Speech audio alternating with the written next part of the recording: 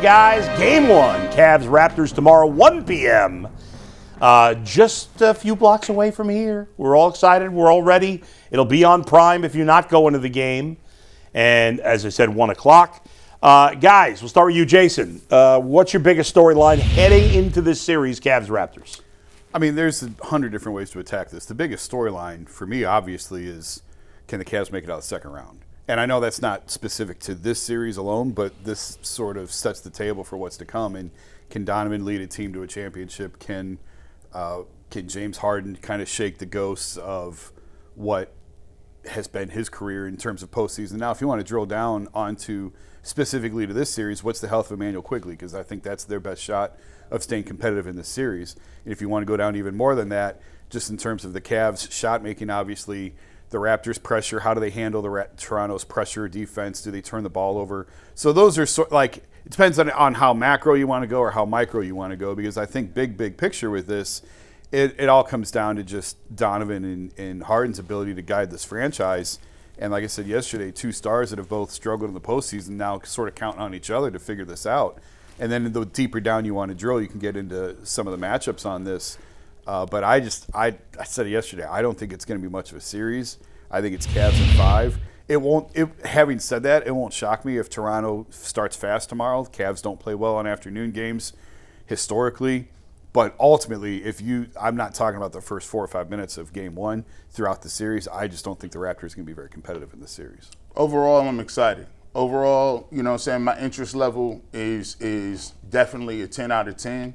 And the reason is because I'm going to get an opportunity to find out what the real Cavs look like. I feel like the real Cavs was not in the regular season because when you look at the pressure that's mounting on the two guys that's going to be your stars, and that's Donovan Mitchell and James Harden, these guys are going to have to come out here and show that there's a level to what their game is. In this series, you're going to figure out, and what you want to get to is levels. You got to show the Raptors that, hey, listen, I'm a Hall of Famer in James Harden. And that, to me, is going to be the biggest. I know what Donovan can do, right? But I want to see the level of intensity. I want to see the level and the step-up game of James Harden. Because for James Harden and Donovan Mitchell to get done what they need to get done, James Harden is going to have to be one of those dudes that is like, hey, remember I was an MVP in this league. Remember I can average a triple-double in this league. And to be truthful, that's the type of the energy he's going to have for the Cavs to get to where they're going. And it's cool to be like, I'm going to get everybody involved in Mobley and Allen. But the reality of the situation is you're a bus driver. You tell everybody to get on the back of the bus, and we're going to figure out how we're going to move with this thing, but we're going to lead from the front. And if it takes us scoring a lot of points in the first game, so be it, so be it. So to me, I'm interested in it. I think it's going to be a much tougher series than people got planned. I would love to be wrong about this, but I think Toronto matches up well. I think they're physical. I think they have some length. I think Scotty Barnes plays very well against the Cavs. I think Brandon Ingram can get you some buckets. So to me, I think this series is going to go at least 6 for me. But I'm interested in seeing what they're going to have as far as that energy level with the first two lead dogs. My biggest storyline, guys, is I want to see the Cavs be dominant and look like a great team. Because in the Donovan Mitchell era, in the playoffs, the only time they've dominated and looked great was against Miami last year, and that was a joke team. They were not a playoff team. They didn't belong in the playoffs. When else have the Cavs looked like a great team in the postseason? Even when they beat Orlando, they barely got by in that series. 7. And the Wagner twins, the Wagner brothers beat them up. They got beat up that series. That felt like an even series. They were down 19 in Game 7. Yeah. At home. The Cavs were down 19 in Game 7. At home, came back and won, but they were down 19. This team with all this talent that's won, 110 games in the last 2 regular seasons, 150-something games the last 3 regular seasons. The only time they've looked dominant in the playoffs is against one of the worst playoff teams we've ever seen in Miami last year. Now, I'm not saying Toronto's great, but they're a lot better than that Miami team was last year. They're at least a legitimate opponent. Oh, yeah. But the Cavs are the better team. And I want to watch this series and feel like, oh, yeah, the Cavs are clearly the better team. And that means they win in 5, I guess 6 maybe, It better not go to 7. They better not lose this series. But I want to see a series, and I picked them to win in 6 because I have some of the same fears that you do. But I'm hoping I get to see what Mike and Jason think is going to happen, where they dominate because the Raptors are not a good three-point shooting team, and their point guard is a little banged up, and the Cavs in 5 games play at least 4 where they're like, okay, no doubt they're better. You have 1 game where you don't play that way, I could live with that. But you can't. I don't want to see 2 or 3. Yeah. I don't want to feel at the end of the series like, okay, they won, but domination. That's what I want to see. That's the storyline for me with this Cavs team. And it is a 4-5 matchup. I understand that. And I'm the one saying I don't think it's going to be much of a series. It is a 4-5 matchup. I hear you. This isn't 1-8. But the Cavs, I think you look at the rosters, the Cavs should be a lot better than Toronto. I remember when we was cooking. Yeah. Back when in the LeBron years, 14, 15, 16. It didn't matter. If the Raptors had a doggone good team, and DeMar DeRozan is traumatized because of that, because the Hawks was out of here. That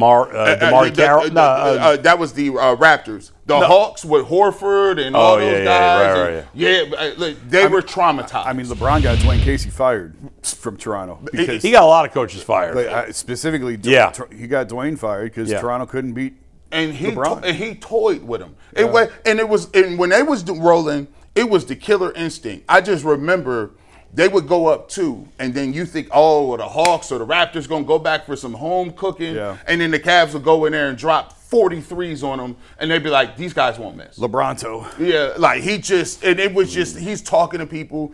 I need to see, I don't know if it's possible if those 2 guys, James Harden and Donovan Mitchell, can do that. But I do think that everybody will have it. If James Harden comes out in this first game, I'm going to tell you this right now. He has 30, 9, and 8. Everybody's going to be drinking the Kool-Aid. Everybody. True, but it's been game 7s. It's been deciding games where he's had some of his biggest collapses. Yes. And that we'll still have our eye on the first one of those with him. Go ahead, Mike. Your storyline. I'm a little disappointed that D. Wade?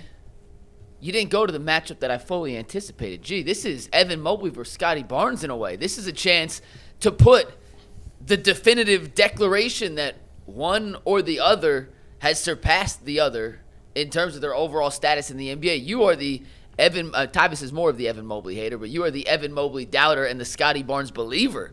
And Scotty Barnes had the best season of his career. They're not going to guard each other head up. I think Barnes is actually going to guard Harden.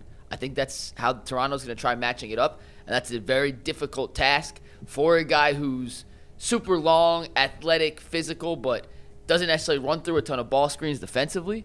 Those 2 individually going against each other. Barnes always takes it to Mobley. Is Mobley going to have the galls and the cojones to send it right back at Scotty Barnes? That's what I'm looking forward to in game. Well, listen, McNuggets. Did Mike just say the balls and the cojones? I think he said the galls. The galls? That's crazy. The gall. Well, the galls were the galls sacked France back in the in medieval times. You had the galls in France. There was a whole lot of wars back then. A lot of nasty people. Now I will say this: until he proves elsewise in the playoffs, Evan Mobley is a high-value role player. Until he proves it, and he's to be a factor to be mentioned as the top line that we're looking at, he's gonna, for Scotty Barnes, for the Raptors, he is a top line item because that's the role he plays. Until he gets it done in these postseasons, I can't be looking at Evan Mobley as a matchup. Yeah. If he wants to come to play, he's what I call the best X factor in the league, because there's no team that widely swings more than the Cavs, depending on what Evan Mobley does and as far as his aggressiveness and what he does offensively. But he's not. You can't count on Evan Mobley to be the name that you're looking forward to. And speaking of can't count on, the L factor is the White Wolf, Mike's boy, who's going to be starting for the Cavaliers. He didn't downgrade him to the White Wolf. He didn't just he almost took the vanilla out of him. He's the White Wolf. Next week is going to be Caucasian Wolf. That's wild. I mean, he's really more like the white. I should call him the White Panda.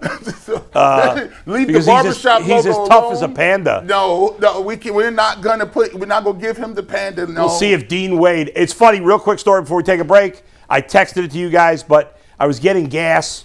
I get off the highway, I get gas, filling up the car. There's a guy driving, I think it was a FedEx truck.